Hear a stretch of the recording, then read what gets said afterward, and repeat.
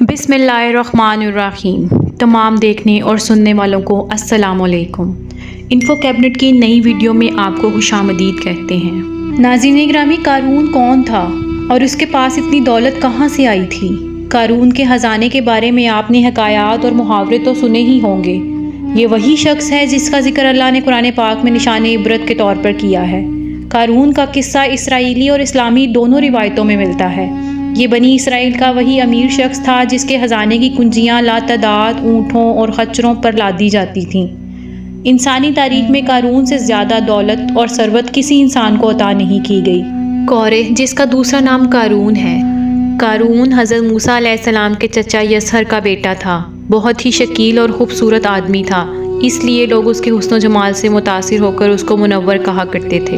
اس نے بظاہر آپ کا دین قبول کر لیا تھا، نماز اور طاعات پڑھتا تھا، لیکن ریاکار اور کمزور عقیدے کا انسان تھا۔ مکمل طور پر ایمان نہیں لایا تھا۔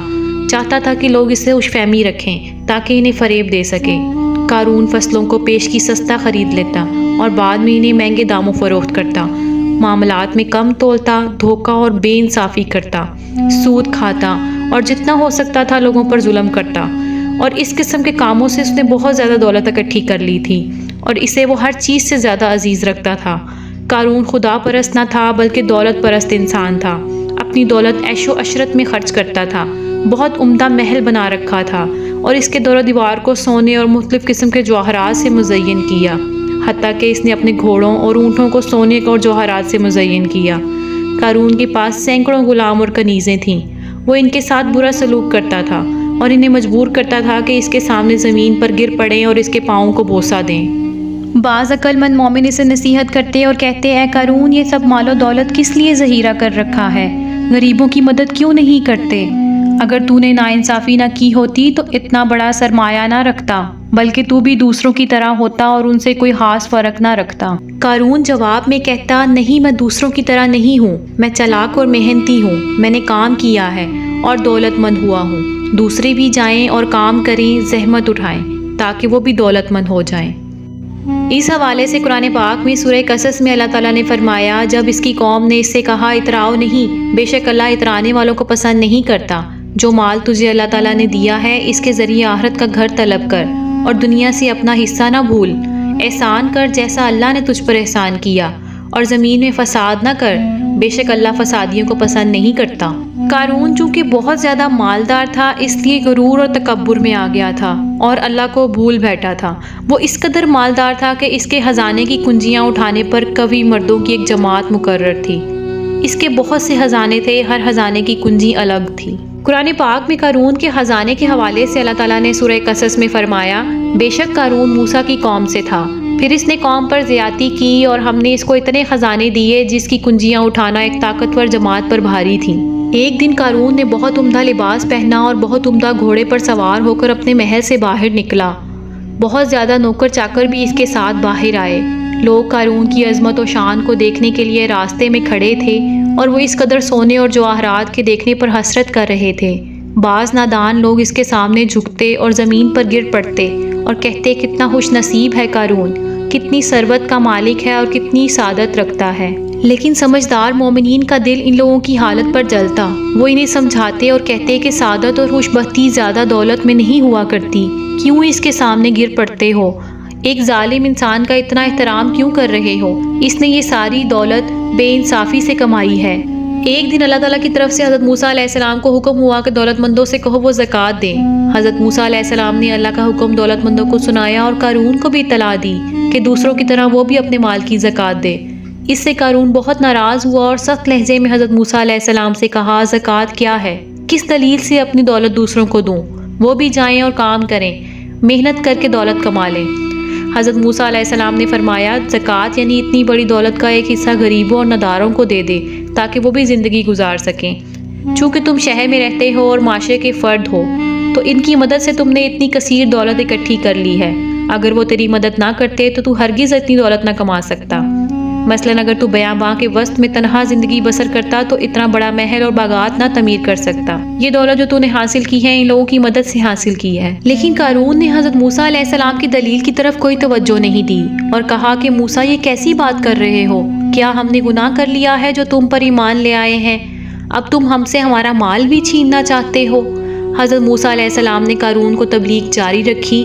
اس طرح قارون حضرت موسیٰ علیہ السلام کا جانی دشمن بن گیا اور آپ پر تہمتیں لگانے لگا، یہاں تک کہ حضرت موسیٰ علیہ السلام سے لوگوں کو برگشتہ کرنے کے لیے اس خبیث نے یہ گندی اور گھناؤنی چال چلی کہ ایک عورت کو بہت زیادہ مال و دولت دے کر اس نے آمادہ کر لیا کہ وہ آپ پر بدکاری کا الزام لگائے۔ چنانچہ عین اسی وقت جب حضرت موسیٰ علیہ السلام واعظ فرما رہے تھے، قارون بھی وہاں پہنچ گیا اور اس نے آپ کو ٹوکا کہ آپ نے فلانی عورت کے ساتھ بدکاری کی ہے۔ حضرت موسیٰ علیہ السلام نے فرمایا، اس عورت کو میرے سامنے لاؤ۔ چنانچہ وہ عورت بلائی گئی اور حضرت موسیٰ علیہ السلام نے فرمایا، اے عورت، اس اللہ کی قسم جس نے بنی اسرائیل کے لیے دریا کو پھاڑ دیا اور عافیت و سلامتی کے ساتھ دریا کو پار کرا کر فرعون سے نجات دی، سچ سچ کہہ دے کہ کیا واقعہ ہے۔ حضرت موسیٰ علیہ السلام کے جلال سے عورت سہم کر کانپنے لگی۔ اس نے مجمع عام میں صاف صاف کہہ دیا کہ اے اللہ عز و جل کے نبی، مجھ کو قارون نے کثیر دولت دے کر آپ پر بہتان لگانے کے لیے آمادہ کیا ہے۔ اس وقت حضرت موسیٰ علیہ السلام آپ دیدہ ہو کر سجدہ شکر میں گر پڑے اور بحالت سجدہ آپ نے یہ دعا مانگی، یا اللہ قارون پر اپنا قہر و غضب نازل فرما دے۔ پھر آپ نے مجمع سے فرمایا کہ جو قارون کا ساتھی ہو وہ قارون کے ساتھ ٹھہرا رہے اور جو میرا ساتھی ہو وہ قارون سے جدا ہو جائے۔ چنانچہ دو خبیثوں کے سوا تمام بنی اسرائیل قارون سے الگ ہو گئے۔ پھر حضرت موسیٰ علیہ السلام نے زمین کو حکم دیا کہ اے زمین تو اس کو پکڑ لے۔ اللہ کے حکم سے زمین لرزی اور شدید زلزلہ آ گیا اور قارون ایک دم گھٹنوں تک زمین میں دھنس گیا۔ پھر آپ نے دوبارہ زمین سے یہی فرمایا تو وہ کمر تک زمین میں دھنس گیا۔ یہ دیکھ کر قارون رونے اور بلبلانے لگا اور قرابت اور رشتہ داری کا واسطہ دینے لگا۔ آپ نے کوئی التفات نہ فرمایا، یہاں تک کہ وہ بالکل زمین میں دھنس گیا۔ دو منحوس آدمی جو قارون کے ساتھی ہوئے تھے لوگوں سے کہنے لگے، حضرت موسیٰ علیہ السلام نے قارون کو اس لیے دھنسا دیا ہے تاکہ قارون کے مکان اور اس کے خزانوں پر خود قبضہ کر لیں۔ تو آپ نے اللہ تعالیٰ سے دعا مانگی کہ قارون کا مکان اور خزانہ بھی زمین میں دھنس جائے۔ چنانچہ قارون کا مکان جو سونے کا تھا اور اس کا سارا خزانہ زمین میں دھنس گیا، اور قارون خالی ہاتھ آخرت کی طرف روانہ ہوا تاکہ وہ اپنے برے کاموں کی سزا کو دیکھے اور اسے عذاب دیا جائے کہ آخرت کا عذاب سخت اور دائمی ہے۔ اس وقت جو لوگ قارون کو سعادت مند سمجھتے تھے اور اس کی دولت کی آرزو کرتے تھے وہ اپنی غلطی کی طرف متوجہ ہوئے اور توبہ کی اور کہا کہ کتنی بڑی عاقبت اور برا انجام ہے، اور اب ہم نے سمجھا کہ تنہا مال و دولت کسی کی خوش بختی نہیں ہوتی، بلکہ خوش بختی خدا پر ایمان اور اللہ کے احکام پر عمل کرنے میں ہے۔ قارون کے اس انجام کو قرآن پاک میں ان الفاظوں میں بیان کیا گیا ہے۔ سورہ قصص کی آیت میں فرمایا گیا ہے، تو ہم نے اسے اور اس کے گھر کو زمین میں دھنسا دیا، تو اس کے پاس کوئی جماعت نہ تھی جو اللہ کے مقابلے میں اس کی مدد کرتی، نہ وہ خود مدد کر سکا۔ یہ عبرتناک واقعہ ہمیں یہ درس سے ہدایت دیتا ہے کہ اگر اللہ پاک ہمیں مال و دولت عطا فرمائے تو ہمیں اس فرض کو لازم جاننا چاہیے کہ اپنے اموال کی زکوٰۃ کو ادا کرتے رہیں اور ہرگز اپنے مال و دولت پر غرور اور گھمنڈ کر کے نہ اترائیں، کیونکہ اللہ تعالیٰ ہی دولت دیتا ہے اور جب وہ چاہتا ہے پل بھر میں چھین بھی لیتا ہے۔ ہر وقت اس بات کا دھیان رکھتے ہوئے تواضع اور انکساری کی عادت کو اپنائیں اور ہرگز کبھی انبیاء اور اولیاء اور صالحین کی ایذا رسانی اور بدگوئی نہ کریں کہ ان مقبولانے بارگاہ الہی کی دعا اور بد دعا سے وہ ہو جایا کرتا ہے جس کا لوگ تصور اور خیال بھی نہیں کر سکتے۔ آخر میں اللہ پاک سے دعا ہے کہ اللہ تعالیٰ ہمیں غرور و تکبر اور نافرمانیوں سے بچائے اور اللہ تعالیٰ کے دیے ہوئے مال میں سے اس کی راہ میں خرچ کرنے کی توفیق عطا فرمائے، آمین ثم آمین۔ ویڈیو اچھی لگے تو اس کو لائک کر دیں اور اپنے فرینڈز اینڈ فیملی میں شیئر کر دیں، اور مزید ویڈیوز کے لیے ہمارے چینل کو سبسکرائب کریں۔ شکریہ۔ مجھے اجازت دیجیے، آئندہ ایک نئی ویڈیو کے ساتھ آپ کی خدمت میں حاضر ہوں گی۔ اللہ پاک آپ کا حافظ و نگہبان۔